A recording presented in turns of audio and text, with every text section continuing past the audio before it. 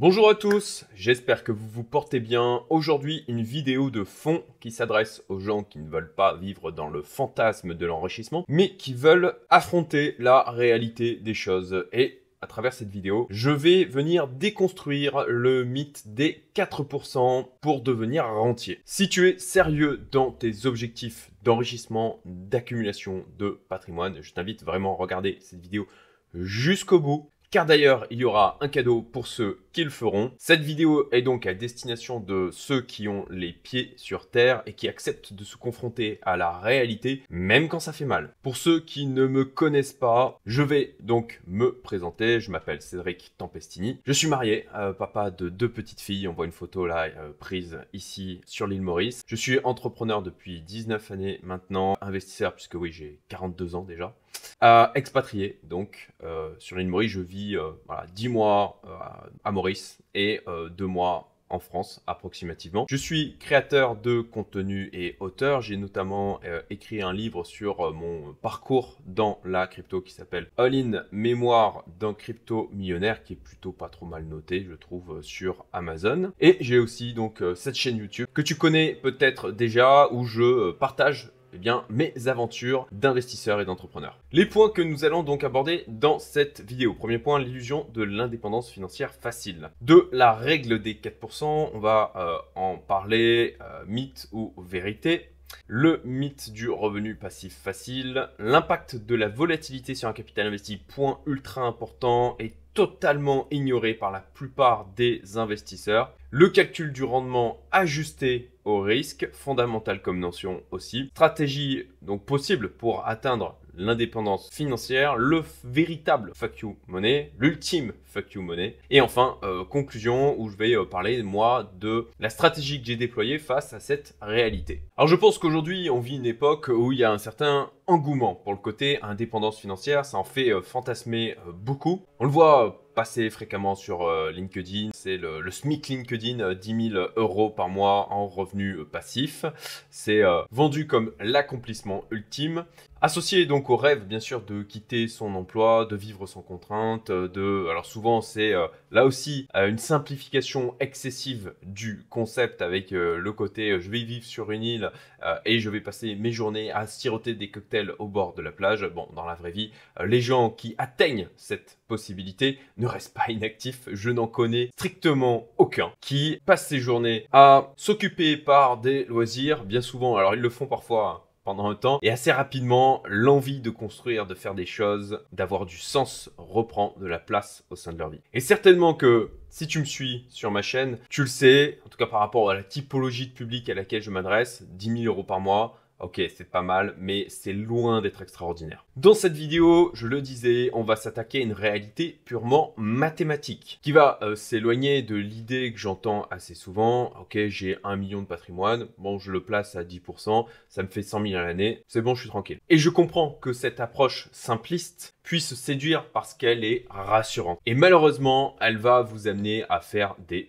erreurs parce que quand on ignore la réalité, elle finit forcément par se rappeler à vous et elle le fait avec une bonne grosse tarte dans votre gueule. Donc on va voir qu'il faut un capital important pour s'assurer un revenu stable. On va parler de l'impact de la volatilité et des crises financières parce que souvent les gens se disent ok, 10% annuel, en moyenne, sur du S&P 500, je me prends pas la tête, mais ce n'est pas à prendre en considération la volatilité et les crises associées, qui viennent fortement impacter votre capital et le rendement que vous en tirez. Il faut donc prendre en compte les frais, les impôts et l'inflation. En plus, bien évidemment, comme je l'ai dit avant, de la volatilité. La règle donc des 4%, l'origine et les limites du concept phare donc des FIRE, ce mouvement, Financial Independence Retire Early, j'espère que j'ai prononcé ça correctement, qui provoque un certain engouement sur Internet.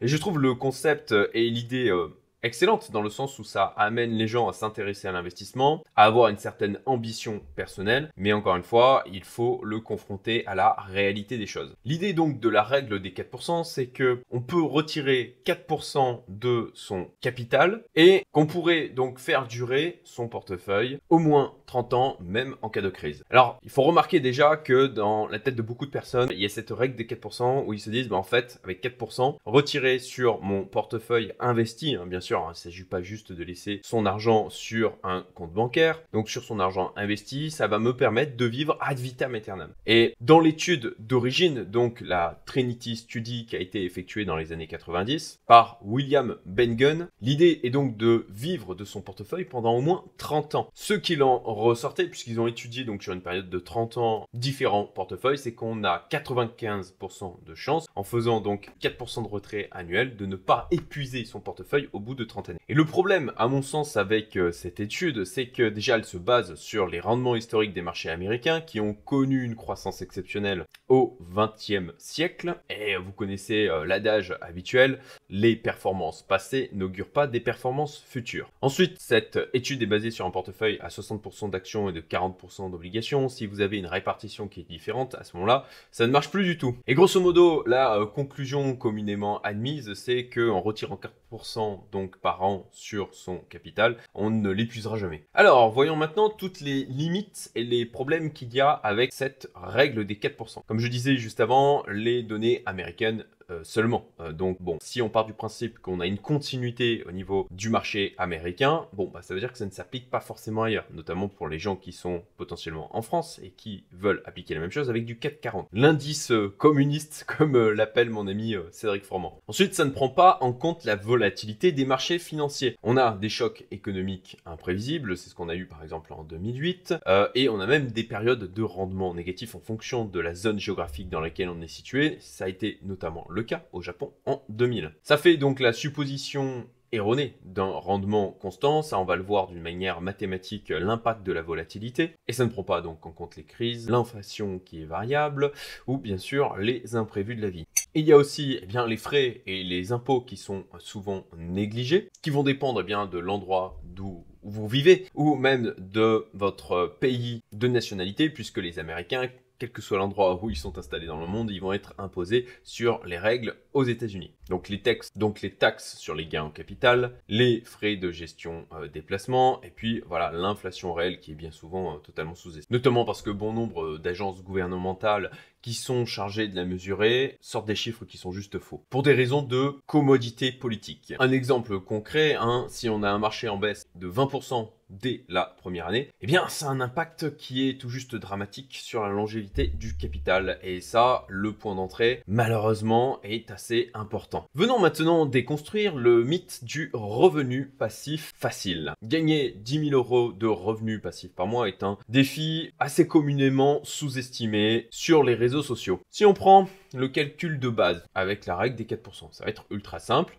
Ok. Objectif, 10 000 € par mois. Capital nécessaire, 3 millions. On prend 10 000, facteur de 12, divisé par 4%, ça fait 3 millions d'euros. Ok. Les problèmes avec ce calcul simpliste, c'est qu'il s'agit d'hypothèses qui sont irréalistes, avec une rentabilité constante, ce qui n'existe pas. Même sur des obligations d'État, on voit les taux changent fréquemment. Dans l'immobilier, c'est pareil. En bourse aussi. Ça part du principe qu'il n'y a aucun imprévu financier personnel, où on aurait besoin de venir taper dans le capital, et aussi aucune dévaluation monétaire. Ça ne prend pas en compte la variation des dépenses avec un coût de la vie en hausse, des frais de santé en vieillissant et les risques législatifs avec une fiscalité hautement évolutive. Et je pense que tous ceux qui sont en France comprennent tout à fait de quoi je parle. Avec notamment une flat tax qui manifestement va augmenter. Voyons maintenant donc l'impact de la volatilité sur un capital investi. Et donc on va se rendre compte que même avec un rendement moyen positif, ça peut quand même nous mener à l'échec. Faisons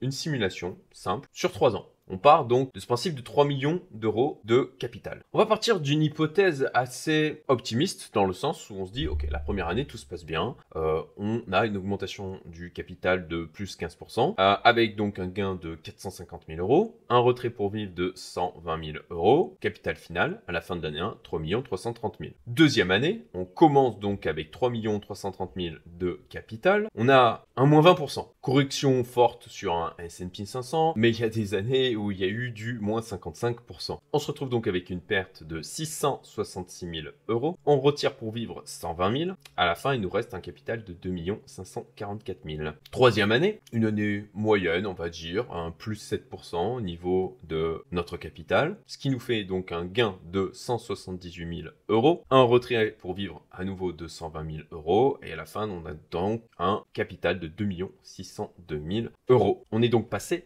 en l'espace de 3 ans, de 3 millions à 2,6 millions, soit un moins 400 000 et un capital qui a donc diminué malgré un rendement qui était positif. Alors l'explication est assez simple, je pense que vous l'aurez compris, c'est le risque de séquences de rendement négatifs importants qui viennent donc impacter le patrimoine sur lequel en plus on retire de l'argent. Typiquement, si on prend un principe de retraite, eh bien une chute importante dès le début de la retraite peut compromettre tout le plan. Et là-dessus, on peut prendre un exemple historique, puisque les retraités des années 2000, typiquement, ont souffert de la crise de 2008 malgré une approche prudente. La volatilité, donc, ne peut pas être ignorée. Et on va en parler un petit peu plus loin pour le prendre en compte dans notre calcul. Avant de continuer, si tu trouves cette vidéo intéressante, que tu apprends des choses, si tu trouves que c'est pertinent, je t'invite à la partager à tes amis qui s'intéressent aussi à l'investissement et puis à mettre un petit like et un petit commentaire pour aider à sa mise en avant par YouTube et pour me remercier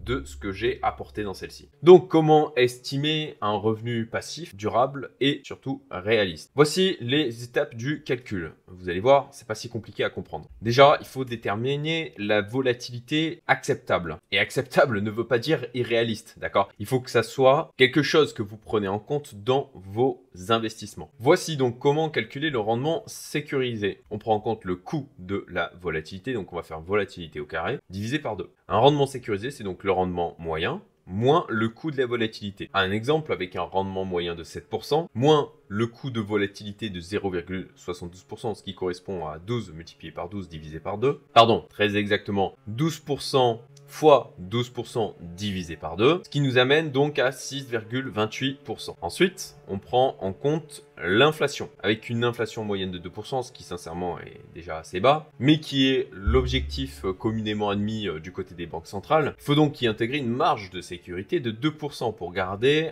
approximativement un pouvoir d'achat qui se maintient, pour que le capital puisse aussi continuer à croître et donc se protéger. On arrive donc à un rendement sécurisé réel qui n'est plus que de 2,28%.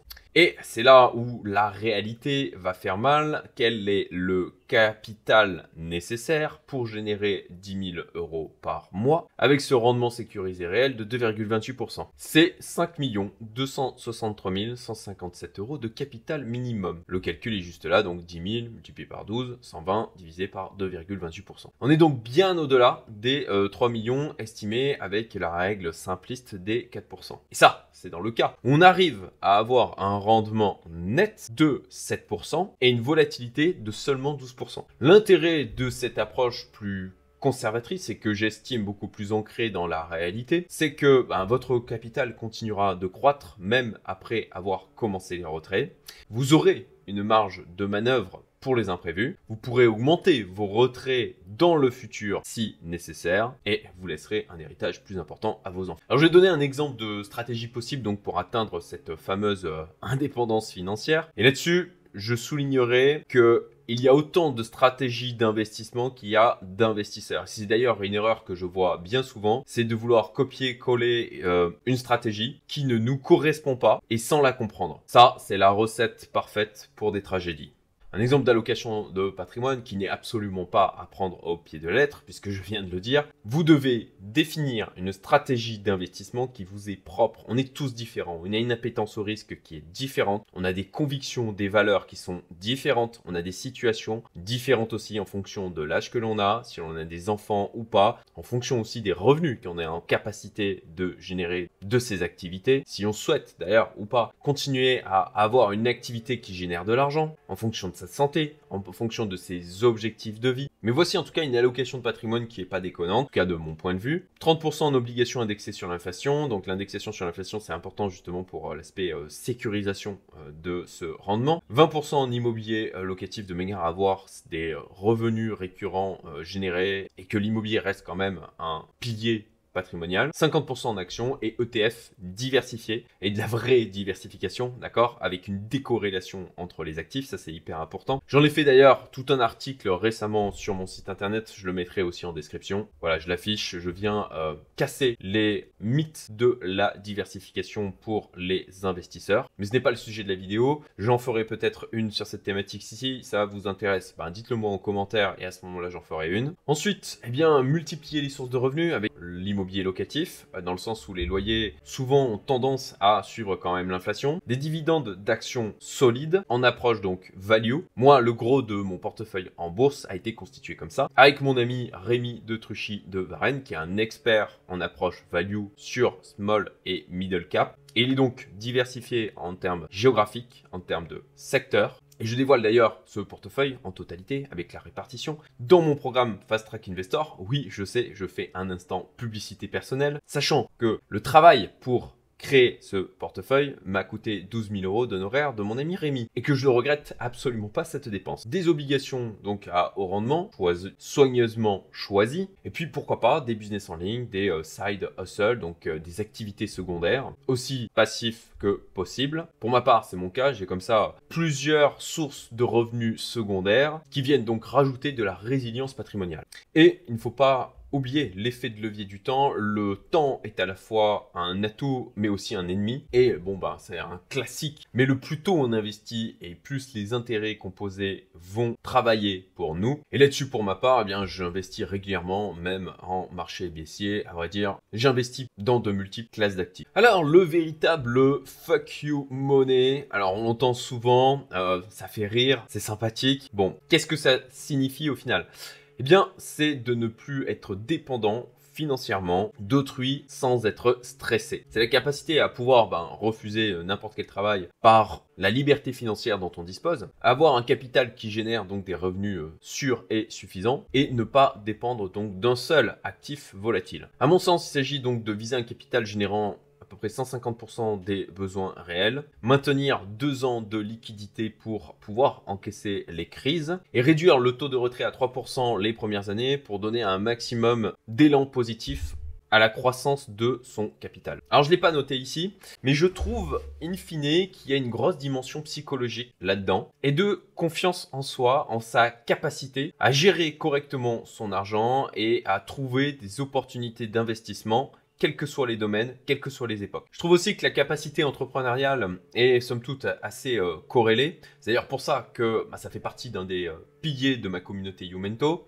qui sont donc entrepreneuriat, développement personnel, investissement. Pour moi, c'est les 3 triptyques essentiels pour arriver à une sérénité, à un accomplissement personnel. Et là-dessus, si on sait que l'on a la capacité de générer de l'argent avec de l'argent, quel que soit le domaine, si on sait qu'on a la capacité de lancer un business, voire même plusieurs business, comme c'est moi-même mon cas, et qui vont générer différentes sources de revenus, ce sont des socles importants psychologiquement et émotionnellement pour justement vivre serein et avec un minimum de stress. Parce que voilà, la réalité des choses, c'est que je ne connais aucune personne, aussi riche soit-elle dans mon entourage, qui vit avec 0 doute. Que l'on ait 50 millions, 100 millions de patrimoine, voire même plus, oui, on a quand même des doutes, oui, on a quand même des peurs. La volatilité, c'est pas seulement sur les marchés, c'est aussi dans les émotions, dans la psychologie, dans ses rapports avec les autres, dans les événements de sa vie. Donc si vous vous dites, quand j'aurai 10 millions, 50 millions, 100 millions, tout ira bien, je serai heureux, malheureusement, ce n'est pas comme ça que ça marche. Et c'est pour ça que de magnifier le parcours plus que l'objectif final me semble essentiel. Donc conclusion de cette vidéo et puis bientôt le cadeau pour ceux qui sont restés jusqu'au bout. Bravo à vous. Déjà, sachez que cette vidéo se base sur un article que j'ai écrit sur mon site. Pour ceux qui veulent creuser, j'y ai mis davantage encore d'éléments. Ou en tout cas, des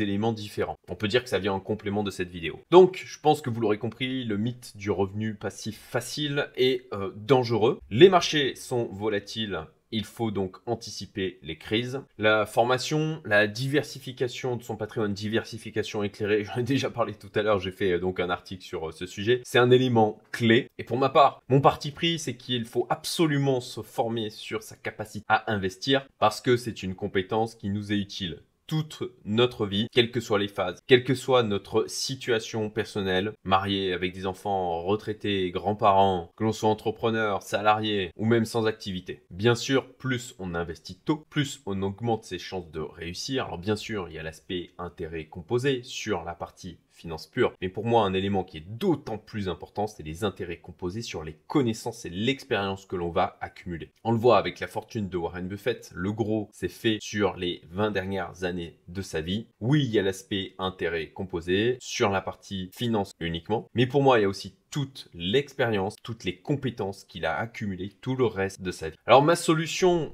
personnelle que j'ai déployée, c'est déjà de rechercher des rendements aussi élevés que possible en minimisant au maximum les risques. On l'a évoqué, la volatilité, les risques à prendre en compte, fondamental. Pour donner quelques exemples concrets de rendement, de rentabilité sur certains investissements que je peux aller chercher. On a les fonds d'investissement où là-dessus il y a vraiment des choses hyper intéressantes, c'est très méconnu, mais aussi parce que c'est assez difficilement accessible, hein. C'est des tickets souvent minimum de 100K, voire 250, 500K. Donc là, je prends un exemple de fonds venture capital dans lequel j'ai investi, qui a fait des multiples de ce type sur les années précédentes. Donc on parle d'un x4 sur un horizon de 5 à 10 ans, et donc un TRI net annuel de 40%. Oui, c'est énorme. Voici aussi une solution de lending sur laquelle je suis positionné depuis maintenant 3 ans, qui me génère du 16% annuel. Alors bien sûr, typiquement, ça aussi, je le monitore tous les trimestres. Je prends les rapports de situation envoyés aux investisseurs et je les épluche. Là, un exemple de club deal immobilier que j'ai pu faire à Dubaï qui m'a généré du 45% en 13 mois. Bon, pour ma part, je pense que vous l'aurez compris, c'est un sujet qui me passionne. Je trouve ça magique de faire du fric avec du fric. Donc, j'y passe énormément de temps, mais c'est quelque chose que je kiffe. Je me positionne aussi sur des stratégies où on a une asymétrie risque-rendement maximale et où je peux tout perdre parce que ça, c'est quelque chose qui est capé. Imaginons, je mets 10K sur un investissement. Bon, je sais que je peux aller à zéro, mais si l'investissement en question a le potentiel réel de me faire un x10, x50, x100, x500, à ce moment-là, il faut que j'ai une stratégie en approche probabilistique de génération de cette rentabilité et que j'ai suffisamment d'occurrences pour me rapprocher au maximum de la probabilité de survenance d'un de ces événements d'accident positif de richesse qui viendrait à ce moment-là couvrir largement mes pertes sur tous les autres tickets que j'ai pu mettre. C'est concrètement l'approche startup. Et là-dessus, j'ai notamment créé le club de Business Angel qui s'appelle InvestorX où on investit dans les startups qui ont le plus de potentiel au monde, notamment au sein du Y Combinator qui est l'incubateur le plus rentable et prestigieux au monde. Puisque les startups avec le plus de potentiel, déjà, on les trouve plutôt aux États-Unis. Aux États-Unis, ça va être au sein de la Silicon Valley. Au sein de la Silicon Valley, ça va être le Y Combinator. Donc là, je suis sur la crème de la crème et je propose de co-investir à mes côtés aux membres du club InvestorX. Je mets le lien là aussi en description. Oui, effectivement, c'est aussi un instant publicité. Mais je mange de mon propre pain et ça, c'est quelque chose d'important car je suis du coup skin in the game. Et enfin, sur la partie impôts, j'ai décidé de m'expatrier donc sur l'île Maurice. Au-delà de tous les aspects positifs en termes de qualité de vie, en termes d'éducation, en termes de personnes que l'on peut rencontrer, en termes de climat, on a aussi des impôts sur les gains en capitaux qui juste n'existent pas. Ce qui fait une différence en termes d'intérêt composé avec un environnement fiscal tel que celui de la France qui est un enfer fiscal, soyons clairs. Sur un horizon de juste 5-10 ans, c'est juste démentiel la différence en termes d'accumulation de patrimoine. On en vient donc à la partie cadeau puisque, vous l'aurez compris, construire un capital intelligent demande du temps, du réseau, des compétences. Et pour ça, il y a un programme offert en description de cette vidéo où j'explique de A à Z comment je m'y prends pour trouver des opportunités d'investissement avec des rendements importants et en minimisant les risques au maximum. Et je t'invite à aller voir cette vidéo par ici où je fais un retour d'expérience complet de mes investissements à Riga qui me génèrent approximativement du 8% net, sans compter la prise de valorisation des biens et avec une augmentation des loyers à venir.